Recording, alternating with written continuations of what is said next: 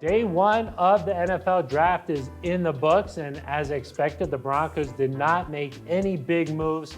No excitement here at UC Health Training Center. I'm Phil Milani alongside Sydney Jones and Aric DiLalla. Sydney, it was pretty quiet around here, huh? It was, Phil. It was really slow. I mean, George Paton, he said in his pre-draft presser that, it was going to take a lot to move up into the first round, and obviously we didn't see that tonight. But you never know what George has up his sleeve. Maybe tomorrow we'll see him trade up or trade back. It'll be interesting to see, though.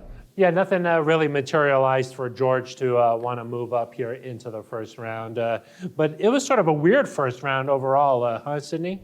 Yeah, Phil, it was. Only one quarterback taken, 5 Georgia defenders taken. I think that made history for an NFL draft. And then, something I really noticed, not a lot of teams had first round picks. Definitely a different draft this year. Yeah, a lot of teams had multiple first round picks. So, it's sort of interesting. Kenny Pickett, of course, staying in Pittsburgh, but no Malik Willis taken here on night one.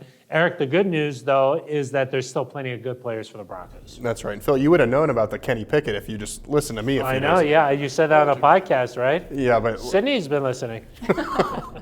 Right, Sid? I always listen. Yeah, plenty of good players left. And, there's some positions of need that we've talked about: inside linebacker, edge rusher, offensive tackle, maybe even cornerback. And you look around those positions, there's plenty of guys still left. Whether it's a Bernhard Raimann, one of my favorite guys, Phil, an offensive tackle, Drake Jackson, Boye Mafe, Chad Muma at inside linebacker. There's guys kind of all over the place. Roger McCreary at cornerback. A lot of good options left. And it kind of seems, the way it looks right now, Broncos might not have to trade up to get one of those guys.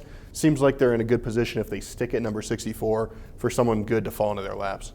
I believe that the Broncos personnel department gathering here after the conclusion of the first round, strategizing for tomorrow. Aric, what do you think they're talking about in those meetings? Yeah, well, you've got to figure out, hey, what's the value at 64? Who can we kind of project is going to fall down that far? And you decide, do we need to make a move? At what point will we make a move? David Ojabo is another one of those guys I didn't mention, but if he's there at 50, do we want to move up and go get that guy?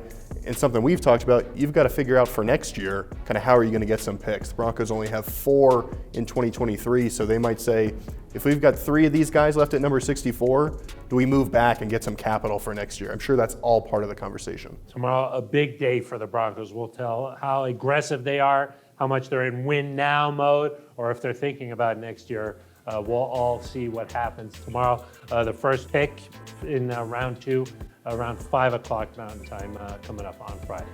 That's going to do it for us. For Aric DiLalla and Sydney Jones, I'm Phil Milani.